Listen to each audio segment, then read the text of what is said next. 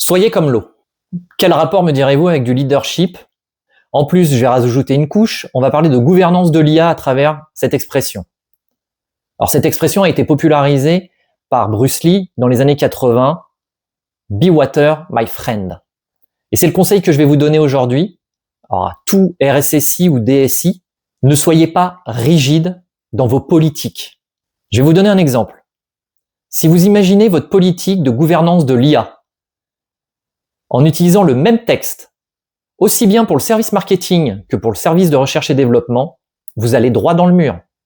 Pourquoi? Tout simplement, ils ont des usages différents de l'IA. Le service marketing va utiliser l'IA pour chercher à se faciliter le travail au niveau de la prospection commerciale, sans doute avec des données peu sensibles. Là où la recherche et développement va utiliser des données critiques comme la protection intellectuelle. Donc vous voyez bien qu'une même politique ne pourra pas répondre au même cas d'usage. Si votre cadre est trop rigide, ce qui va se passer, c'est que le service marketing va sans doute essayer de contourner en fait votre politique. Et si jamais votre politique n'est pas assez fine, le service recherche et développement va sans doute sous-protéger. Je vous donne un exemple. Un DPO dans le secteur de la santé qui va avoir écrit une politique de 35 pages pour l'entièreté de l'organisation. Il va se retrouver avec des médecins qui vont contourner la politique, des chercheurs qui vont la trouver bloquante et des équipes commerciales qui vont surtout pas la lire.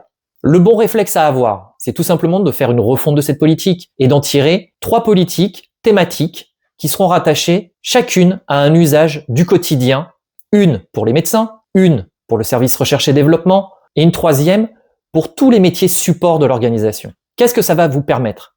C'est que ces différentes politiques vont s'adapter au réel et vous pourrez d'autant plus sécuriser votre organisation. Ces politiques seront tout simplement adaptées au terrain. En termes de leadership, on ne vous demande pas d'avoir raison sur le papier et de répondre aux exigences soit d'une norme ou d'une réglementation ou d'une loi. C'est de réduire avant tout le risque et c'est ce que viennent vérifier en fait ces normes ou ces réglementations.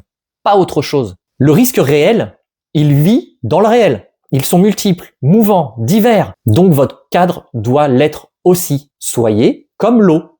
Demain, quoi faire, me direz-vous? 2 possibilités. La première, vous avez déjà une politique d'IA, donc vous avez 2 questions à vous poser. Est-ce qu'elle s'applique de la même façon à toutes les directions de service? Deuxième question, est-ce que les métiers la trouvent applicable ou contraignante? Deuxième possibilité, vous n'avez pas encore de politique d'IA. Et donc la question à vous poser, si je devais l'écrire pour la recherche et le développement et pour le marketing, est-ce qu'elle serait identique?